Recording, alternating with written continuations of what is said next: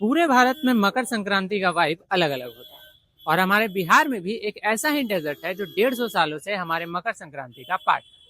मैं Abhay Sharma opinion daily पे लेके आया हूँ मकर संक्रांति और तिलकुट की कहानी।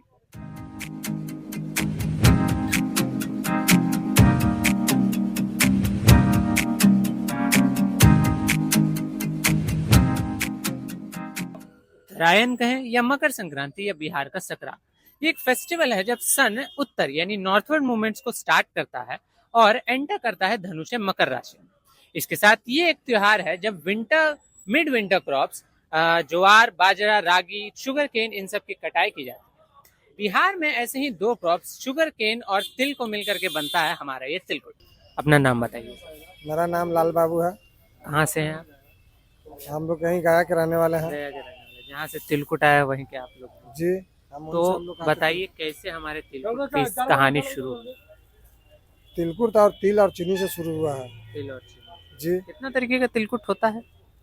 तिलकुट तो 5-6 तरीके के होता है। एक शुगर फ्री होता है, गुड़ का तिलकुट होता है, एक गजक होता है, एक तिल पापड़ी होते हैं। ये देखिए गुड़ का तिलकुट है, ये देखिए चीनी का है, ये देखिए गजक है, तिल पापड़ी है।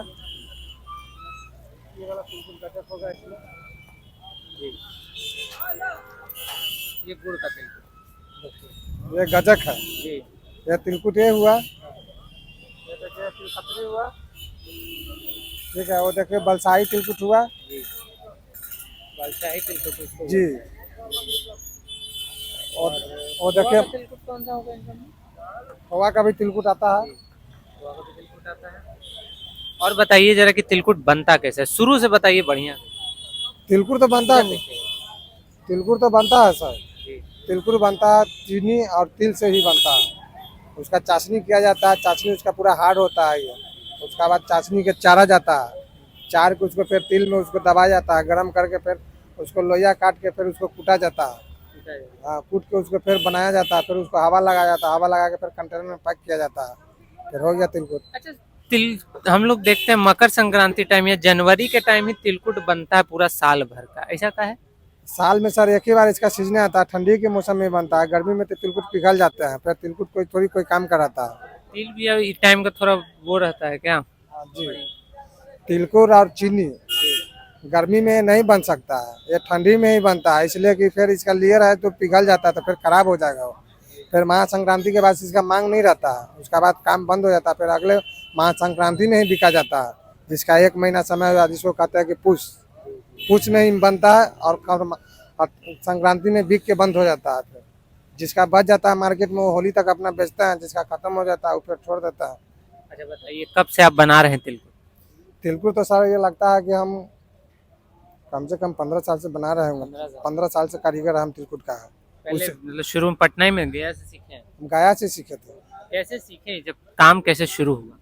काम तो शुरू हुआ कि मैं हेल्पर में काम करते थे कारीगर के साथ, से देखते देखते सीख गए, फिर बनाने लगे हम अपने। तो फिर कारीगर देखिए खोआ का तिलकुट है, देखिए कैसे बनता है। ये खोआ का? हाँ, खोआ का तिलकुट सबसे बिकने वाला सबसे बेस्ट चीज यही है, तिलकुट खोआ का। कैसे मतलब खोआ का तिलकुट में क्या अलग होता है, कैसे बनता है? तिलकुट के बना दिया जाता है, खोआ बीच में रख के इसको सब पलेस कर दिया जाता है। अच्छा। तो मोड़ दिया जाता है, फ्रेश हो गया, इसका अंदर खोआ होगा, ऊपर से तिलकुट है, तो खोआ तिलकुट हो गया है। और बताइए कि जो काम है वो अभी कैसा रहता है तिलकुट बनाने वाला?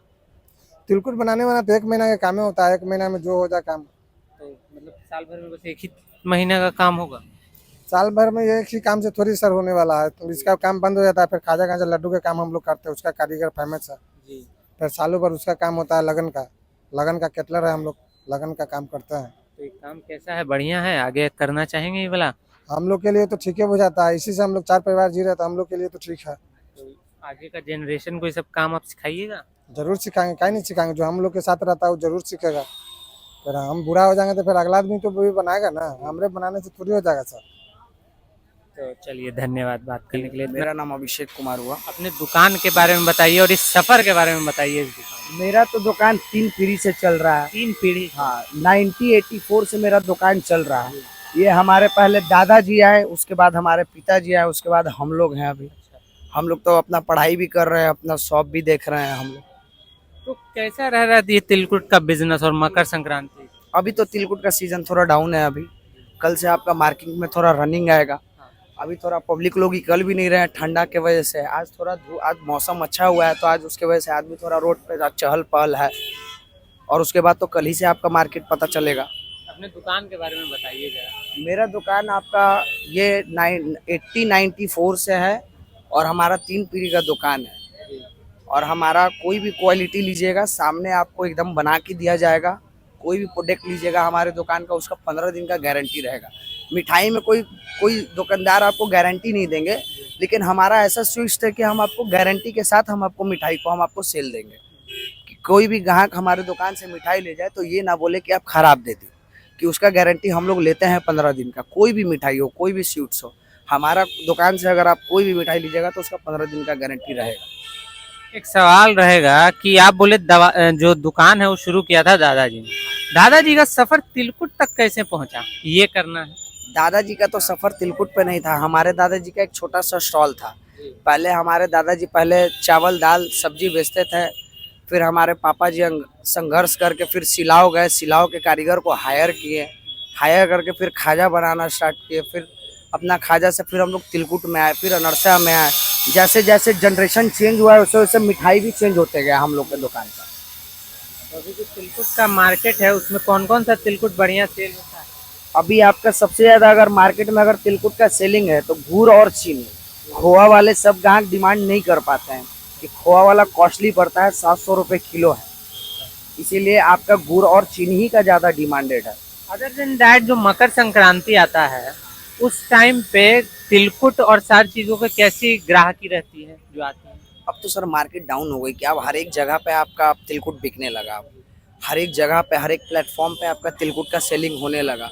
यहाँ पे 400 है, अगर अगला आपको 300 रुपये किलो दे रहा है तो आप वहीं पे सजेस्ट करोगे कि सबके हिसाब से पॉकेट मनी सबका अलग अलग बेसिस होता है ना। कोई 5,000 रखते हैं, कोई 500 भी नहीं रख पाते हैं। तो अपने क्वांटिटी और क्वालिटी के हिसाब से ही सामान अपना परचेज करेंगे अपना। धन्यवाद सर बात करने के लिए। ये बनाया जाता है हार्वेस्ट की पहली तिल से, जो आम तिल की तरह कड़वी ना होकर के मीठी होती है। हर साल हर घर में तिलकुट ले जाना एक रिवाज है। हर उम्र मिजाज के लोग इसे पसंद करते हैं। शायद यही चीज इसे बनाती है बिहार का एक यूनिक डेजर्ट।